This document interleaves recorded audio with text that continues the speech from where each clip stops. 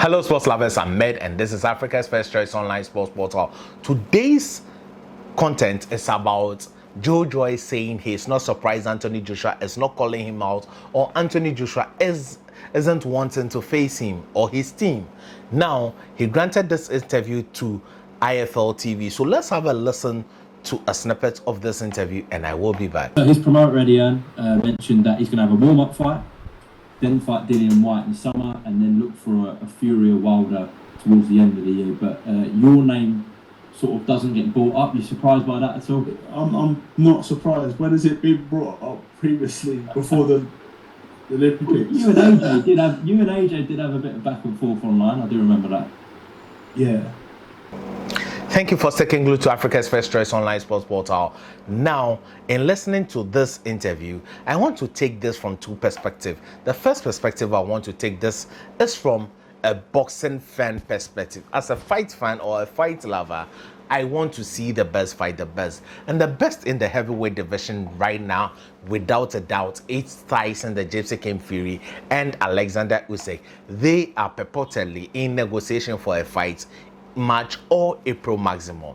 Now, the very next below them, Joyce, Deontay Wilder, Anthony Joshua, in no particular order. These guys are the next. So if two of these guys face each other, that is also good fight for the heavyweight division. Now let me go into the. So now Anthony Joshua versus Joyce, an all British Nigerian affair. That is a good marketing point. That is a good marketing point for the fight to happen. These are friends who have now who were starting the same way, going different branches, with the younger one surpassing or achieving more than the older one, whilst the older one thinks he is the better and has always just fallen short or second fiddle to the other. Now, the boxing style of these guys makes it exciting.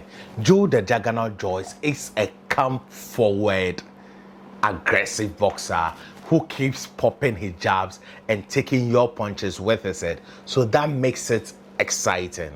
Anthony Joshua is a boxer puncher. He can box and he can hit hard too. Though it's been a while he knocked out somebody. But let's give it to him. Anthony Joshua can still punch. If he catches you clean, he would give you loads of problems. Now, will Anthony Joshua box on the back foot or face Joyce head on aggressively? Or will he mix the two? And what will be Joyce's reaction if he is able? If he catches Anthony Joshua's punches clean on the head like he did against Joe Parker? So all these questions would we as boxing fans would want these questions to be answered. So it's an exciting fight, and I bet you it would be a good fight.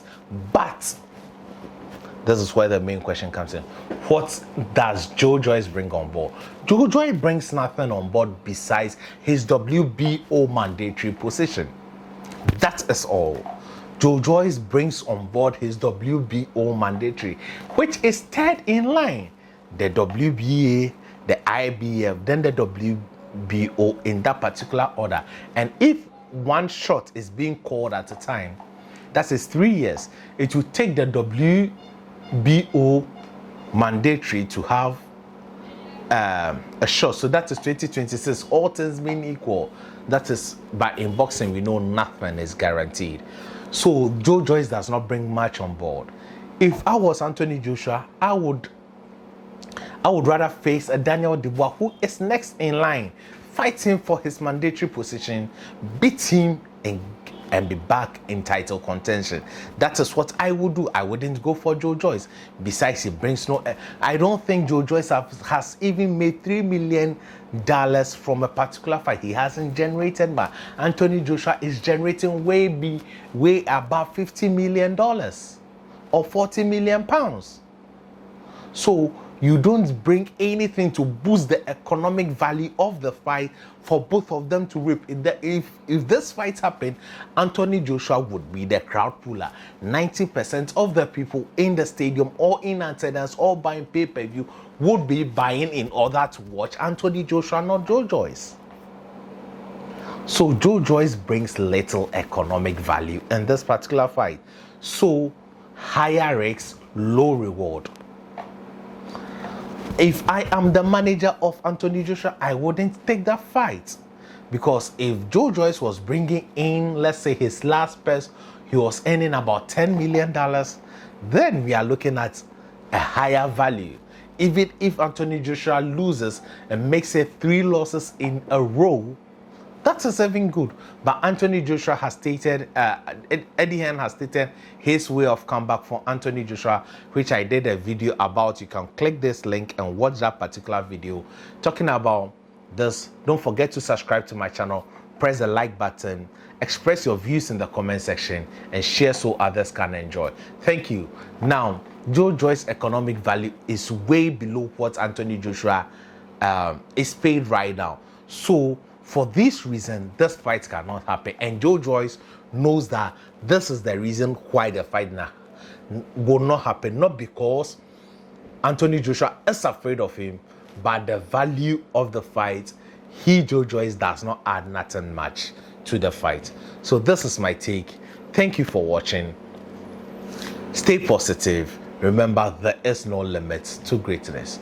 Au revoir. Bye-bye.